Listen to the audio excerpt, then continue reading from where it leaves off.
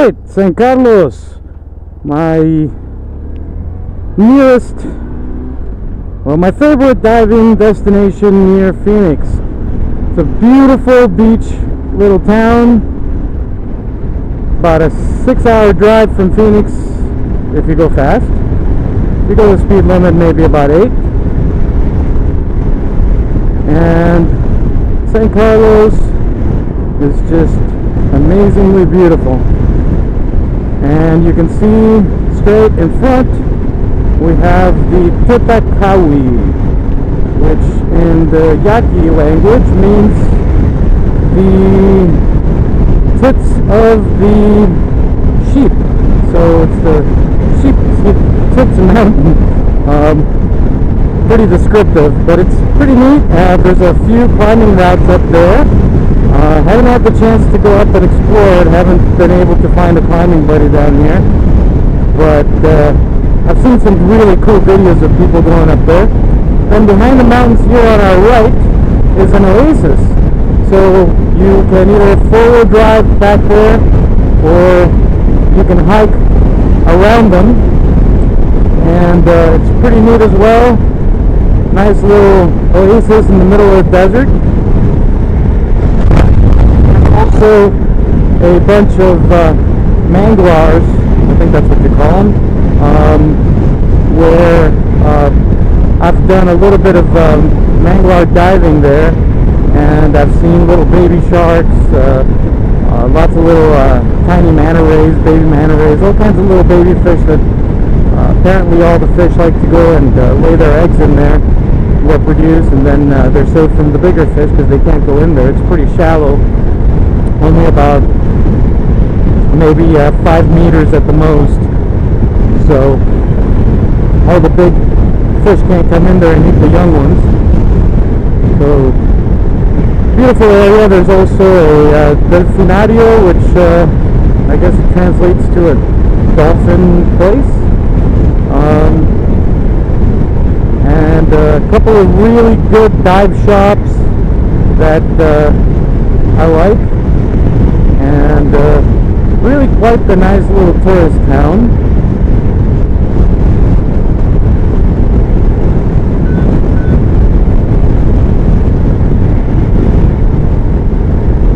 And I might camp out for the night here and then keep on going after that, but it's pretty early, so we'll see how cold the beer is here.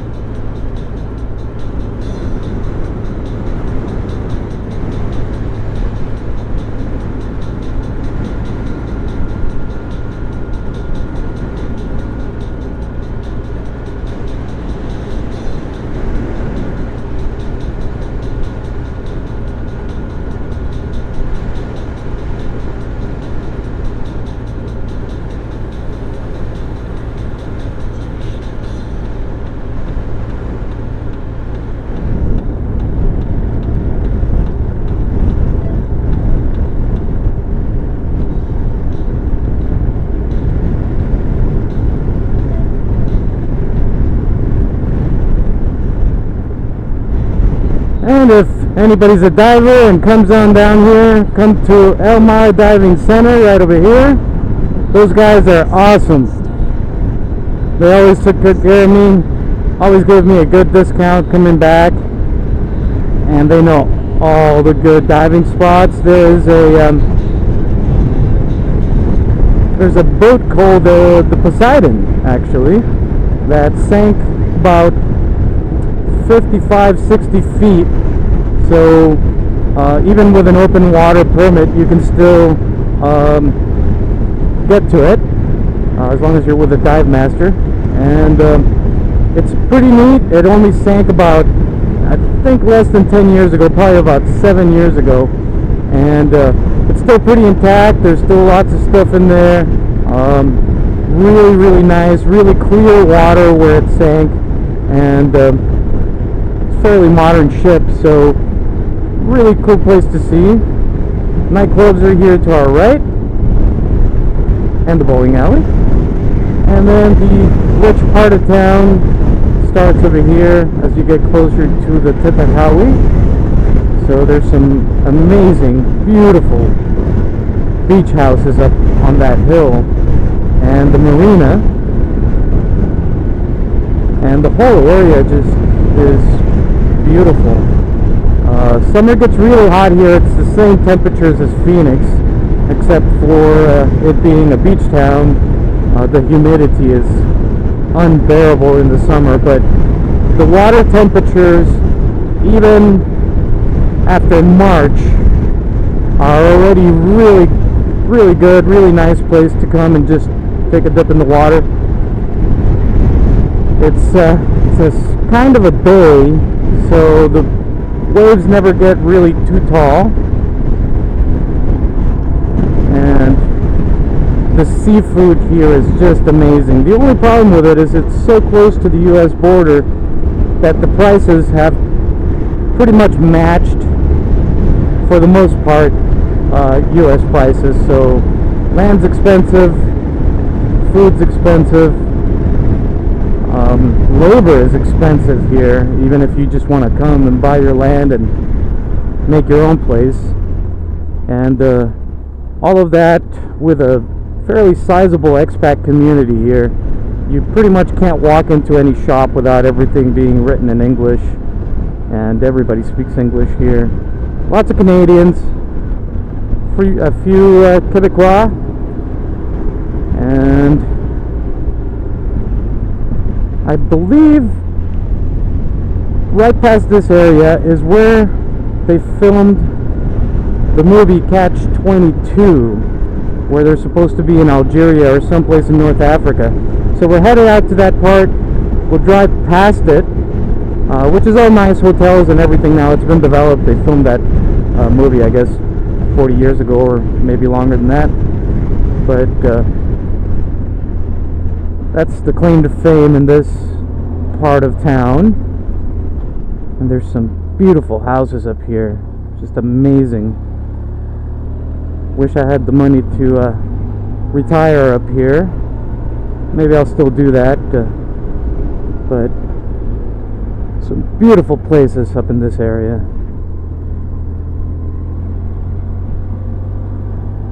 And there's climbing, diving, parasailing, hiking, boating, skiing, whatever you want to do. And if you really need to go shopping, the States is only 6 hours away. So right now we're going to turn to the side of Titakawi, and from here it's all new neighborhoods. Unfortunately, they've now decided to make everything US style, so we're going to pull up to some neighborhoods that could have been just plucked out of Florida or something like that. Gone are the multicolored houses with different architecture and the folklore of Mexico. It's all stucco Arizona style, cookie cutter galore, suburbia feel. But I guess that's what people like, so I much prefer the older parts of town with the folklore, the color, the variety. and of course no homeowners association to tell you how to live. But such is life, and that's the way I guess the world is going. But there's some really neat condos up there on that hill. Had a chance to go up there and look at them. They're only $750,000. Well, that was a couple of years ago. For a 2-bedroom, 2-bathroom with a nice balcony, shared pool, and all the amenities. That place is just amazing. There's another marina up here to our left, and a big fancy hotel coming up.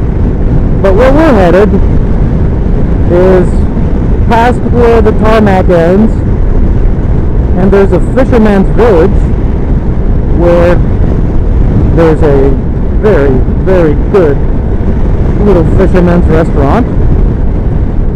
Not expensive, and absolutely amazingly delicious. So this beach over here is called Algodones, which means cottons, and you can actually walk from the beach over to those 2 little islands that are connected there.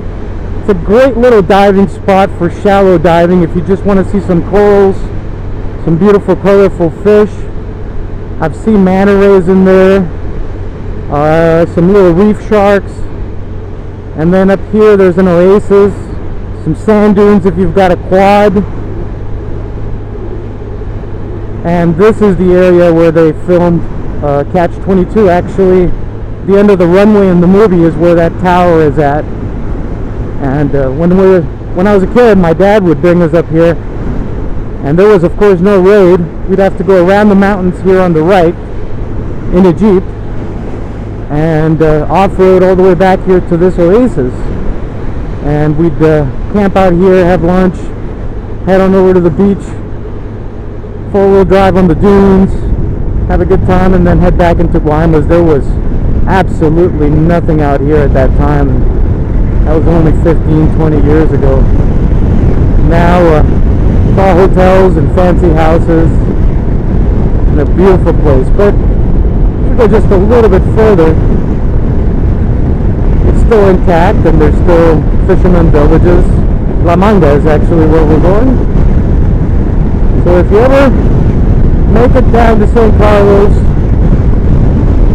definitely go diving if you're certified. If not, there's some amazing nightlife, good beer, friendly people, and extremely good seafood. But if you do make it down here, don't be afraid of the dirt road I'm going to take. I've actually driven this one in a little Honda Accord. All you gotta do is go slowly. It's a graded dirt road, not a lot of sand or anything like that, and you get the best seafood at Mexican prices. So here we go, La Manga. The dirt road over here starts. I'll take the chance to turn off the ABS. And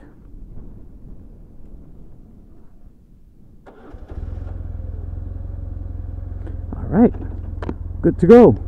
So this is the end of the fancy homes and 5-star hotels.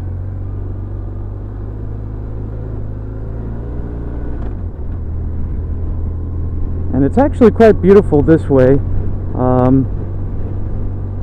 This land is what they called ejido, which is communal land, kind of a socialist idea, but it was born out of the revolution when the hacienda owners owned 95% of the land of Mexico, and so if you were a peasant, you had no choice but to work for them, and pretty much indentured servitude. So that was one of the main reasons for the revolution, was people wanted to have their own land and redistribute a little bit of the wealth. So born out of that was the ejido system, where the land was taken away from the huge landowners and given to the community. So in order to live here, you have to be part of the community. In order to own land here, you have to be part of the community. Where it's agricultural areas, they share things like the tractors and the expenses, and they help each other.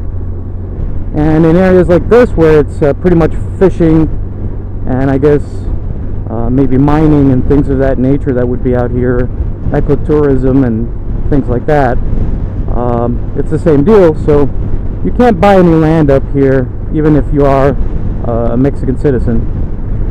You have to be part of this community to have the right to own land here. And they actually have the best beach spots. And since they're fishermen, they have the fresh catch of the day. And they got their little restaurant and their little village up here. It's quite peaceful.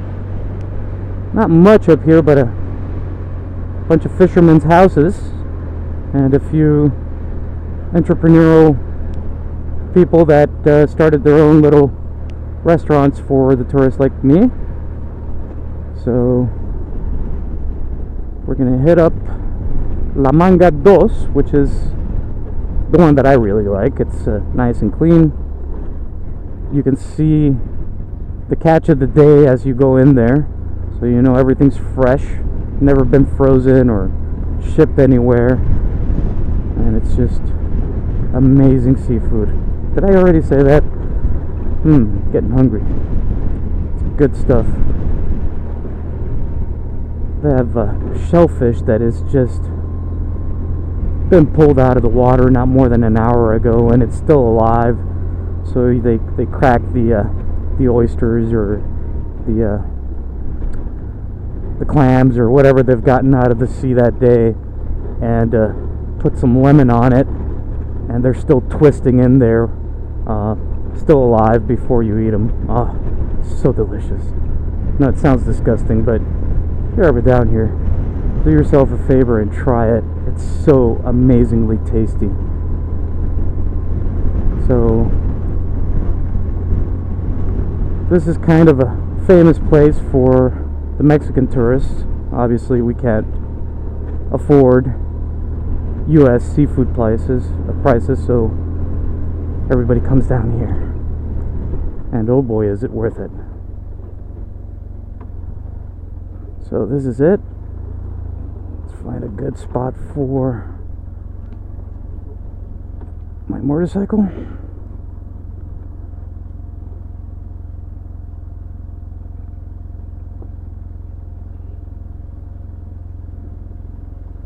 And let's go have some food.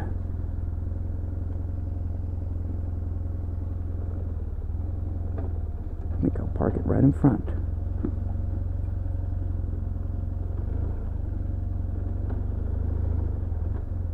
Yep, this is good.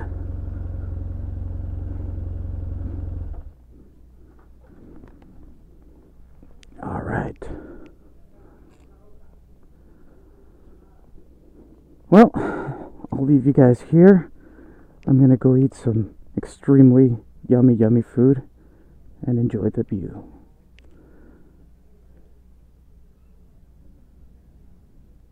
Find a climbing buddy down here, but I've seen some really cool videos of people going up there. And behind the mountains here on our right is an oasis. So you can either forward drive back there, or you can hike around them. And it's pretty neat as well. Nice little oasis in the middle of the desert. And also a bunch of mangroves, I think that's what you call them. It's just amazingly beautiful. And you can see straight in front we have the Titakawi, which in the Yaqui language means the tits of the sheep. So it's the sheep tits mountain. Pretty descriptive, but it's pretty neat. There's a few climbing routes up there.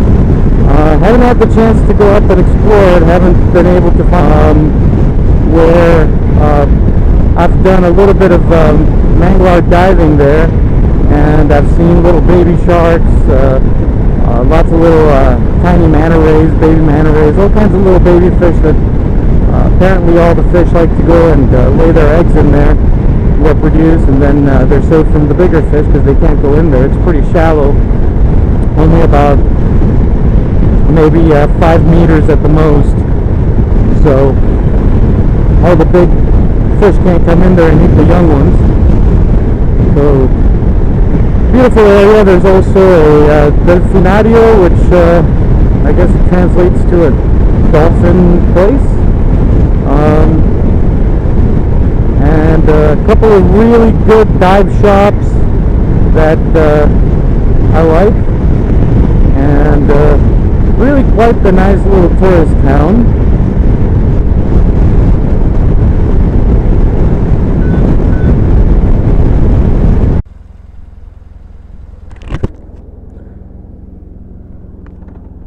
Alright, San Carlos, my nearest, well, my favorite diving destination near Phoenix. It's a beautiful beach little town, about a 6-hour drive from Phoenix if you go fast. If you go the speed limit, maybe about 8. And San Carlos